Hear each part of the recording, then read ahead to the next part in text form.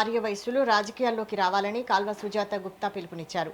మల్కాజ్గిరిలోని శ్రీ వాసవి కన్యకా పరమేశ్వరి ఆలయంలో జరిగిన ఆర్యవైశ్య సంఘం నూతన కార్యవర్గ ప్రమాణ స్వీకార మహోత్సవంలో ఆమె ముఖ్య అతిథిగా పాల్గొన్నారు. ఈ సందర్భంగా ఆర్యవైశ్యులు రాజకీయాల్లో మరింత చురుగ్గా పాల్గొనాలని, మన వారికి ఓట్లు వేసి గెలిపిస్తే సమస్యలు త్వరగా పరిష్కరించుకునే అవకాశం ఉంటుందని ఆమె సూచించారు.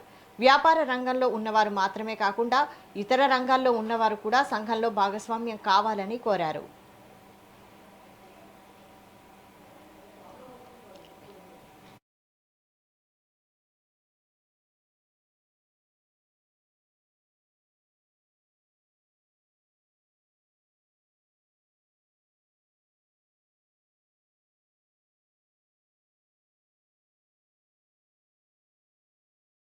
రాబోయే కాలంలో ఇంకా మంచి అభివృద్ధి కార్యక్రమాలను తీసుకోవాలి, ఆదర్శంగా ఉండాలి, కొత్త కార్యక్రమాలను తీసుకోవాలని కోరుకుంటూ మరి అన్నిటికన్నా ముఖ్యంగా రాజకీయాల్లోకి రావాలని కోరుకుంటున్నాం మన ఆర్యవైశ్యులు కూడా.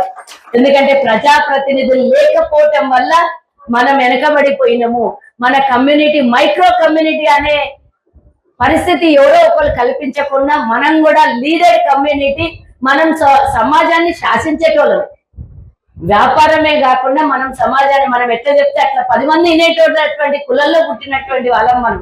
మనం వ్యాపార సంస్థల్లో కూర్చుంటే ఒక 10 మంది వీళ్ళకి ఓటేయంటే వేస్తారు, వద్దంటే వేయనటువంటి ఆర్యవై సంఘంలో 2026-24 పురస్కరించుకొని ఆర్యవై సంఘ ప్రెసిడెంట్ గా ఎంతో మంది వందలాది మంది ఉన్నా కానీ యునానిమస్ ప్రెసిడెంట్ గాను ఈ ఆర్యవై సంఘాన్ని ప్రెసిడెంట్ గా చేసినందుకు ఆర్యవై సంఘ సభ్యులందరికీ కూడా, మా కుటుంబ సభ్యులందరూ కూడా నేను ఈ సందర్భంగా వాళ్ళందరికీ ధన్యవాదాలు తెలుపుకుంటా ఉన్నా.